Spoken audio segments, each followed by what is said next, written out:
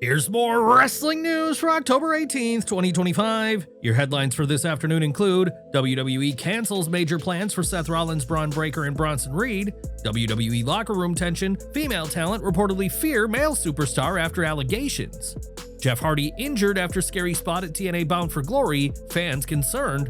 WWE in trouble. Andrade's contract clause might violate U.S. law. AEW quietly cuts ties with Andrade amid contract drama. Massive WWE return coming. Stone Cold Steve Austin set for WWE comeback. WWE Raw reportedly changing time slot again, earlier start time expected. Original AEW WrestleDream plans for Kenny Omega revealed, and more. Plans for a major WWE power move involving Seth Rollins, Bron Breakker, and Bronson Reed have officially been scrapped, and new details reveal just how ambitious the original storyline really was. According to F4W Online, WWE had mapped out a long-term creative direction where the Vision, the trio of Rollins, Breakker, and Reed, would dominate Raw by holding multiple championships at once. The idea was to position the faction as an unstoppable force, Rollins retaining the World Heavyweight Championship, while Breakker and Reed capture the WWE World Tag Team titles, giving the group complete control over Monday Night Raw. However, the entire vision was derailed following Rollins' shoulder injury at Crown Jewel, which now reportedly requires surgery and could sideline him beyond WrestleMania. The injury forced WWE to make a drastic creative pivot, leading to the shocking moment on the October 13th episode of Raw, where Breakker and Reed turned on Rollins in a vicious attack that ended the alliance for good. The betrayal not only closed the chapter on what could have been one of WWE's most dominant factions in recent memory, but also left fans wondering how far the Vision might have gone if Rollins had stayed healthy.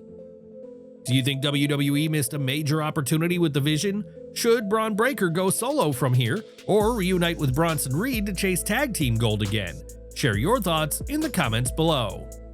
Jeff Hardy once again lived up to his daredevil reputation at TNA's Bound For Glory 2025, but this time, his signature fearlessness came at a cost.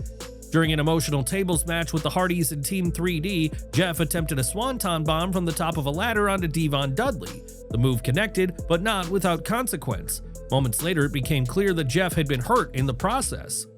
On a recent episode of the Extreme Life of Matt Hardy podcast, Matt Hardy offered an update on his brother's condition, confirming that Jeff suffered a deep gash on the back of his head that required medical attention immediately after the match. What stood out most, however, was Matt's revelation about why the landing looked rougher than usual. According to him, Jeff made a conscious decision midair to protect Devon from serious harm. Looking back, I think Jeff didn't want to crush Devon when he landed, so he came up a little short on purpose. He kind of sacrificed himself to make it easier on Devon. Despite the injury, the Hardys went on to win the match, a fitting outcome in what turned out to be the final in-ring appearance for Bully Ray and Devon, who officially announced their retirement afterward. The brutal swanton bomb may have opened up a nasty cut, but it also proved Jeff Hardy is still willing to put his body on the line, not just for fans, but to protect his fellow wrestlers. Enjoying the video? A quick like goes a long way in helping us grow and deliver more wrestling news you care about. The ongoing confusion surrounding Andrade El Idolo's AEW status just took a serious turn. While reports have already linked his absence to WWE's newly enforced non-compete clause, a legal expert is now suggesting that the company's approach could actually violate U.S. labor laws. In an interview with Lucha Libre Online, Michael Morales, the outlet's vice president and legal analyst, broke down WWE and TKO's updated contractual policy, one that allows the company to enforce a one-year non-compete clause if a wrestler is released for breaching their deal or company rules. Morales explained that while non-competes are legal in the US, WWE's version could run into major legal trouble if it's not paired with proper compensation. 6 months to 2 years is considered reasonable under Connecticut, Florida, and US federal law. 1 year is a rational contractual penalty. You agreed to it when you signed. But note, it's not that you'll go a year without pay. WWE, for one reason or another, depending on the contract, must provide fair compensation during that period. You can't have a non-compete without compensation. Otherwise, it's technically slavery, and slavery isn't legal in the US or anywhere else.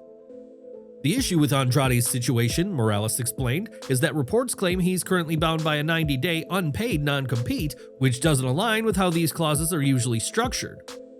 Now about Andrade's case, there's talk that Andrade has a 90-day non-compete, but unpaid. Let me make this distinction clear. If you're under a non-compete clause, you're in a non-contractual status, your contract ended. different is a 90-day suspension without pay. That's still under contract. If there's a non-compete clause, you're no longer under contract, just bound by that penalty. So if you're suspended 90 days without pay, you're still employed, you come back after. But if it's a non-compete, the contract is over and you must be compensated for that restricted period. Morales emphasized that if WWE enforces its one-year non-compete without pay, it could be legally challenged and overturned in court. If it's a full year without pay, that's illegal. This isn't Central Africa where weird laws exist. This is the United States, and that's illegal. You must pay for that one-year non-compete period. He clarified that the rule becomes legal only if WWE structures it with compensation, even if partial. So again, WWE can impose the one-year clause, but they must pay for it. If they tell Andrade, your contract's still active, you'll sit out 3 months unpaid, then 9 months paid, that's legal. Technicalities make all the difference. According to sources, Andrade already has a lawyer on standby in case the situation escalates. If the non-compete is successfully challenged, this case could set a major precedent, potentially reshaping how wrestling contracts and exit clauses are written across the industry. Now, as this legal storm brews, PW Insider reports that AEW has quietly removed all references to Andrade from television and instructed its announcers not to mention his name at all amid the ongoing legal complications tied to his WWE release. This also explains why Andrade's post-return attack on Kenny Omega was never followed up on or mentioned in subsequent broadcasts. In Andrade's absence, AEW reportedly began shifting plans in another direction, potentially pairing Kenny Omega and Kota Ibushi against Josh Alexander and Mark Davis, but that idea reportedly fell apart following Ibushi's injury. On the booking front, Andrade's October 25th main event against LA Park in Atlanta has been canceled, and although he's still listed for the October 18th WWC event in Puerto Rico to challenge for the Universal title, that match now appears unlikely to move forward. With the legal implications mounting and AEW distancing itself for now, Andrade's wrestling future remains on hold, trapped between two companies and a contract clause that could redefine how WWE does business moving forward. Do you think Andrade should challenge WWE's non-compete in court, or is it smarter to wait out the clause and return once the dust settles? Let us know what you think in the comments below. Wes Lee's release from WWE earlier this month caught many fans off guard, especially given his reputation as one of NXT's most gifted in-ring performers, but new details have shed light on why the company ultimately decided to part ways with him. According to Brian Alvarez, WWE had simply determined that Lee was not part of their long-term creative plans, despite his strong following and consistent performances. Alvarez explained that internally, WWE management didn't view Lee, real name Devon Akins, as someone they would eventually move to the main roster, which sealed his fate. Lee had spent 5 years with WWE, becoming one of the standout talents in NXT. During his tenure, he captured both the North American Championship and the NXT Tag Team titles, earning praise for his athleticism, creativity, and ability to elevate any opponent in the ring. However, after his July 29th loss to Javon Evans and a string of untelevised matches, Lee's appearances quietly came to an end. Fans first noticed something was off when his name was moved to the alumni section of WWE's website, a change that foreshadowed his official release on October 10th. Wes Lee leaves behind a legacy of highlight reel moments and a loyal fan base that still believes he had more to offer under the WWE banner. Whether he resurfaces elsewhere remains to be seen, but his departure has already sparked debate about WWE's current developmental strategy. Do you think WWE made a mistake by releasing Wes Lee, or was this the right business move for both sides? Share your thoughts in the comments below. Ever since Brock Lesnar made his shocking return at SummerSlam, reactions among fans and those backstage in WWE have been mixed and, in some cases, deeply uncomfortable. While the return of the Beast Incarnate delivered a major jolt of surprise for the live crowd, it's created unease among certain corners of the WWE roster, particularly within the women's division. According to Sean Ross Sapp via the Fightful Report podcast, Lesnar had been legally cleared to return nearly a month prior to SummerSlam. That clearance came despite his name being linked to Janelle Grant's ongoing lawsuit against Vince McMahon in WWE. While Lesnar is not a named defendant, the allegations associated with him have left a lingering discomfort within the company. Sapp noted that several WWE superstars, speaking off the record, were disgusted by Lesnar's return. While none have gone public, there's reported concern that his reinstatement sends the wrong message, particularly to female talent. There was a noticeable silence among the women's roster when Lesnar made his entrance at MetLife Stadium, a silence that, while not spoken, was loudly felt. WWE is yet to publicly comment on any internal pushback, and it remains unclear whether any changes will be made in response. For many inside and outside WWE, it reignited doubts about the company's commitment to fostering a safer and more transparent workplace.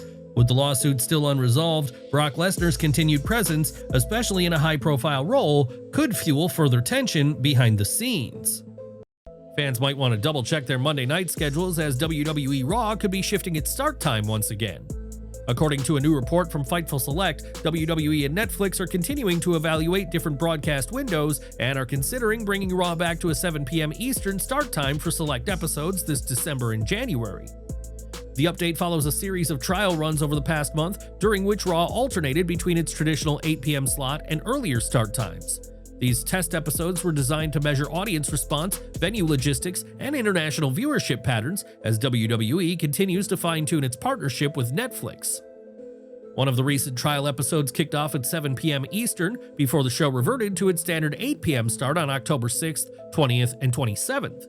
The earlier start reportedly helped improve international engagement, though US primetime metrics remain the deciding factor for any permanent change. If the earlier slot proves successful, WWE could make the 7 p.m. start time a more consistent fixture heading into 2026. Would you tune in earlier if Raw permanently moved to 7 p.m., or do you prefer the long-standing 8 p.m. tradition for your Monday nights? Share your thoughts in the comments below. In a twist no one saw coming, reports suggest Stone Cold Steve Austin may stage a major return to WWE via his Broken Skull Sessions podcast being revived on a WWE digital platform. He recently teased the podcast's comeback during fan interactions, and insiders via Fightful Select claim discussions are underway. If true, this marks a subtle but impactful re-entry, leveraging content over in-ring action to reinsert the legend. With AEW WrestleDream set for October 18th, fans were quick to notice a glaring omission from the pay-per-view lineup: Kenny Omega. Now, new reports confirm that his absence wasn't part of the original plan. According to F4W Online, Omega was originally scheduled to team with Kota Ibushi in a major tag team match at the event.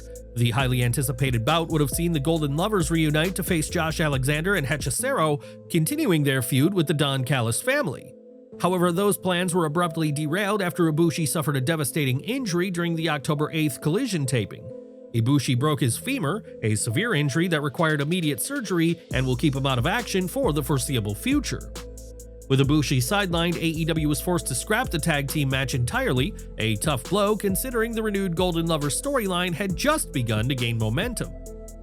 Complicating matters further, Andrade El Idolo's uncertain status following his WWE-related non-compete dispute has also left AEW unable to book him against Omega. What do you think AEW should do with Kenny Omega while Ibushi heals? Should he continue solo, or find a new partner to keep the Golden Lovers spirit alive? Share your thoughts in the comments below. For all of our subscribers, don't miss the 9 a.m. Eastern video we dropped earlier today.